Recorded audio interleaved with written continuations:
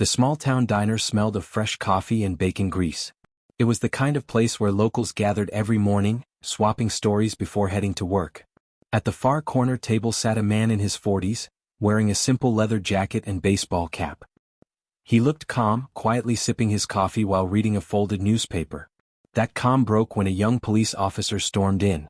His boots hit the linoleum floor hard, and his eyes immediately locked on the man in the corner. "You can't sit here," the officer barked, loud enough for the entire diner to hear. Heads turned as the chatter died down. The man slowly lowered his newspaper. "Excuse me?" he asked, his voice even but firm. "I said you need to leave," the officer repeated, stepping closer. "This place doesn't need people like you hanging around." The man raised an eyebrow but didn't move. The waitress froze behind the counter, whispering nervously to the cook. The other customers avoided eye contact, unsure whether to speak up. The officer reached for the man's shoulder, intent on dragging him out. But instead of resisting, the man calmly set his cup down and stood up on his own. His posture was straight, disciplined. Something about him carried an air of authority that no one could quite place. Without saying another word, he walked out the diner door, the officer following right behind him. What no one in the diner knew yet was that the quiet man wasn't just any customer. He was the commander of the massive military base just a few miles outside of town, the very base that kept the entire community safe. And the officer had just made the worst mistake of his career. Outside, the morning sun glared off the parked patrol car. The officer shoved the man toward the sidewalk, his hand still hovering near his holster as if trying to show dominance. "I don't care who you are," the officer snapped. "People like you don't belong here. Find someplace else to drink your coffee." The man's jaw tightened. He took a deep breath before replying, his voice calm but carrying a quiet weight. "Son, you have no idea what you're doing." The officer smirked, mistaking composure for weakness. "Oh, I know exactly what I'm doing. Keeping this place safe from troublemakers." The man studied him for a moment, then leaned in slightly. "Do you even know who I am?" "Doesn't matter," the officer shot back. "You're out." End of story. A couple of customers had stepped outside, curious about the commotion. They stood frozen on the diner's porch as the man finally straightened to his full height. His tone sharpened, carrying a steel edge. "I'm Colonel James Walker," he said evenly. "Commanding officer of Fort Ridge. The base that employs half this town and protects all of it." The officer's grin faltered, his hand slipping off his holster. Murmurs spread through the small crowd as they recognized the name. Colonel Walker's eyes narrowed. "You've just ordered the wrong man out of a diner, officer. And now the real trouble begins, for you." The officer's face drained of color. His bravado seemed to shrink under the weight of the colonel's words. Still, he tried to cover his mistake with a forced laugh. "Colonel, cute story. You expect me to believe that?" he muttered, glancing at the bystanders as if searching for support. But the bystanders weren't with him. A truck driver on the porch whispered, "That's him? I've seen his picture in the paper. He is the base commander." The officer's smirk faltered again. Colonel Walker took a step closer, his presence commanding. He didn't need to shout. His voice carried authority forged through decades of service. "Young man, I've led troops through real battles. I don't flinch when someone raises their voice, and I don't take kindly to being disrespected in the very town my men and women defend." The officer swallowed hard. His hands twitched nervously at his belt. Then Walker leaned in, his tone lower but sharper. "Here's your reality check. Every squad car, every cruiser, every badge in this town exists in peace because of the shield my base provides. You just insulted the man who ensures you even have a job to come to tomorrow." The officer shifted uncomfortably but still tried to keep face. You can't talk to me like that. I'm the law here." Walker's eyes locked on his. "No. You're supposed to uphold the law. Right now you're just embarrassing it." The crowd behind them grew, whispers turning into gasps. It was becoming clear, the officer had just picked a fight he couldn't win. The diner door creaked again and the owner, a stout man with an apron still dusted in flour, stepped outside. His face was pale, his hands wringing nervously. "Colonel Walker," he stammered, "I'm so sorry about this. Please come back inside. Your breakfast is on the house." The colonel didn't move, his sharp gaze still locked on the officer who had dragged him out. The silence was suffocating. Finally Walker spoke, his voice steady but cutting. "It's not about the breakfast. It's about respect. And this man just showed the entire town what happens when authority is given to someone who hasn't earned it." The officer flushed red, glancing around at the growing crowd. A woman shook her head in disgust. A farmer muttered, "Unbelievable, throwing him out? The colonel?" The officer's confidence cracked. Look, I was just doing my job," he stammered. Walker took one deliberate step forward, his boots clicking against the pavement. "No, son. Doing your job means protecting citizens, not humiliating them. If this is how you treat your neighbors, I question whether you deserve that badge at all." The officer froze. His mouth opened but no words came. The entire diner porch now seemed united against him. Then Walker turned slightly, addressing the crowd. "Every soldier under my command knows one truth: respect is earned by service, not demanded by force. Maybe that's a lesson some here need to relearn." The crowd erupted in murmurs of agreement. The officer, once puffed up with authority, now looked like a rookie stripped bare of his pride. The tension hung heavy in the air. The officer, red-faced and cornered, tried to salvage what little pride he had left. You can't talk to me like that. I'm still in charge here," he blurted out, his voice trembling. Colonel Walker tilted his head slightly, his expression calm but razor-sharp. "In charge?" he repeated. "Let me remind you, your police chief reports to the town council. And the council depends on the base for everything from funding to security. If I pick up the phone right now, your badge could be on my desk by sundown." The officer's breath caught. He blinked rapidly, his earlier bravado completely gone. From the crowd, a waitress spoke up, her voice shaky but firm. "He's telling the truth. My brother works on the base. The colonel isn't a man you argue with, he's the one who makes sure this whole town sleeps safe at night." The officer shifted uneasily, his shoulders sagging. He was no longer the hunter, he was the one on trial. Walker leaned in, lowering his voice so only the officer could hear, though everyone strained to catch the words. "I don't hold grudges. But I don't tolerate arrogance either. You owe this town, and me, an apology." The officer swallowed hard, his pride warring with reality. He looked around at the crowd, every eye burning into him, and realized he had no escape. His lips parted, and for the first time since he'd stormed into that diner, his tone was small. I'm sorry, sir." Colonel Walker gave a single nod, his gaze unblinking. "Now maybe there's hope for you yet." The crowd erupted into quiet applause, and for the first time, the officer looked like he understood just how badly he'd misjudged the situation. The crowd's clapping faded into murmurs as Colonel Walker finally stepped back, giving the officer a chance to breathe. The young man's shoulders slumped, and for once he looked less like a figure of authority and more like a rookie who had been schooled by reality. Walker turned toward the diner owner. "I appreciate the offer, but I don't want a free meal. I just wanted coffee and peace like everyone else." His voice softened, though it still carried the firmness of command. The owner nodded quickly. "Understood, Colonel. You'll always have a place here. Always." Walker gave him a brief nod before addressing the officer one last time. "Wearing a badge is a privilege, not a weapon. Learn the difference, or one day you'll find yourself without either." The officer's face burned as he lowered his gaze. He couldn't meet the colonel's eyes.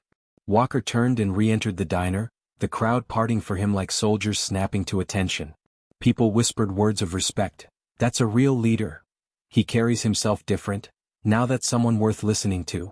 Inside, the waitress hurried to refill his coffee, her hands trembling slightly. "Thank you, Colonel," she whispered, "for standing up, not just for yourself but for all of us." Walker offered her a small, reassuring smile. "Respect is a two-way street. Don't ever forget that." The officer remained outside, the weight of humiliation heavy on his shoulders. He had come to flex his authority, but he'd left with the town watching him fold. And deep down he knew this wouldn't end here. The colonel's words would echo in every corner of the department before the day was over. Word traveled faster than wildfire. By the time Colonel Walker finished his coffee and stepped back outside, people were already gathered in small groups along the sidewalk, whispering about what had happened. Phones were out. Videos had been taken. The officer leaned against his patrol car, pale and restless. He knew his career might be in jeopardy. Every glance from the townsfolk felt like a spotlight exposing his mistake. One man in overalls muttered just loud enough for others to hear, "Kicking out the colonel? That's the dumbest thing I've ever seen. He keeps this place alive." Another woman added, "My husband works at Fort Ridge. If the colonel pulled out, half this town would shut down." The officer's ears burned. His authority, once unquestioned, was crumbling in real time. Colonel Walker paused at the edge of the sidewalk, surveying the scene. His voice carried over the murmurs. "This isn't about one man and one diner. It's about remembering who we are as a community. Respect should never be conditional. Everyone deserves it, until they prove unworthy of it. The crowd nodded, his words sinking deep. Some even clapped softly, their faces lit with admiration. The officer shifted uncomfortably, but he didn't dare speak. He knew that one more word out of line could end everything. Walker adjusted his cap and gave the townsfolk a firm nod before heading toward his truck. As he opened the door, he glanced back once more. His tone dropped low, but the words were sharp enough to cut through the air. Remember, leadership isn't about power. It's about service. Something every badge, every uniform should stand for. With that, he climbed into his truck and started the engine, leaving behind a silence so thick you could hear the officer's shame in it. Back at Fort Ridge, Colonel Walker's truck rolled through the security gates. Soldiers snapped to attention as he passed, saluting with crisp precision. Inside the base, the world was orderly, disciplined, the complete opposite of the chaos he'd just left behind in town. In his office, a young lieutenant waited nervously with a stack of reports. "Sir, I heard something happened at the diner," he said carefully. Walker removed his cap, setting it on the desk. "Word travels fast," he muttered. "Yes, sir," the lieutenant replied. "Half the town's already talking. Videos are spreading. People are upset with the officer." Walker leaned back in his chair, folding his arms. His expression was unreadable, but his voice carried weight. "Good. Maybe this town needs to think harder about what kind of leadership it wants walking its streets." The lieutenant hesitated before asking, "What do you want us to do about it, Colonel?" Walker looked out the window at the training fields, where soldiers drilled in perfect formation. He spoke without turning. "We do nothing. We don't need to. The officer's actions spoke louder than anything we could say. His department, and his conscience, will handle the rest." The lieutenant nodded, but Walker's eyes narrowed, his tone sharpening. "Still, make no mistake. If disrespect like that ever threatens the men and women under my command, or this community we protect, then I will step in. And I won't be as patient next time." Outside, the roar of marching boots echoed across the base. The message was clear. The colonel's authority didn't stop at the gates of Fort Ridge. It stretched into the town, into every diner, every street. And now, the whole community knew it.by evening, the incident was the only topic in town. At the grocery store, at the gas station, in church parking lots, everyone had seen the video. The clip of the officer shoving Colonel Walker out of the diner was on every phone screen, and the moment the colonel revealed his identity was replayed again and again. The town council gathered in an emergency meeting that night. Voices were tense, frustration boiling. "This can't be ignored," one councilman snapped. "That officer humiliated the commander of the very base that funds half our town programs." Another, more cautious, added, "If the colonel takes offense, Fort Ridge could pull its support. Do you understand what that would mean for our schools? Our businesses?" The police chief sat stiffly at the end of the table, his jaw tight. He had already spoken to the officer, who was now facing suspension. "The damage is done," the chief admitted. "The colonel didn't ask for consequences, but the town will demand them." Meanwhile, at the diner itself, the owner had hung a handwritten sign on the door. "Colonel Walker eats free anytime." Customers nodded in agreement as they passed by. Some even left notes of thanks on the windows, praising him for standing up not just for himself, but for the principle of respect. The officer, on the other hand, was nowhere to be seen. His patrol car sat abandoned outside the station, and rumor spread that he might resign before morning. Colonel Walker, however, was quiet at home. Sitting at his kitchen table, he sipped a fresh cup of coffee. He hadn't wanted drama. But now he knew his message had reached farther than he'd expected. And tomorrow the real reckoning would begin. The next morning, Colonel Walker drove back into town, not in uniform but in his usual jacket and cap. He didn't come to make a scene. He came because he wanted to see if the message had stuck. When he stepped into the diner, the chatter hushed for a split second, then picked up again, this time with warmth. People greeted him with nods and handshakes. The waitress who had watched the confrontation the day before smiled nervously as she hurried over. "Good morning, Colonel," she said, setting down a fresh cup of coffee without being asked. "It's on us." Walker gave her a polite nod. "Thank you. But just treat me like any other customer, that's all I ask." As he settled into his seat, the door opened again. The police chief walked in. The entire diner seemed to stiffen. He approached Walker's table slowly, removing his hat as he stood there. "Colonel Walker," the chief said respectfully, "I owe you an apology, on behalf of the department. That officer's behavior was unacceptable. He's been suspended pending review. Walker studied him for a long moment before replying. Chief, this was never about me. It was about what that badge is supposed to stand for. If one of my men disrespected a civilian, I'd expect consequences too. The standard has to be higher for those in uniform, military or police. The chief nodded solemnly. Understood. I'll make sure the lesson isn't lost.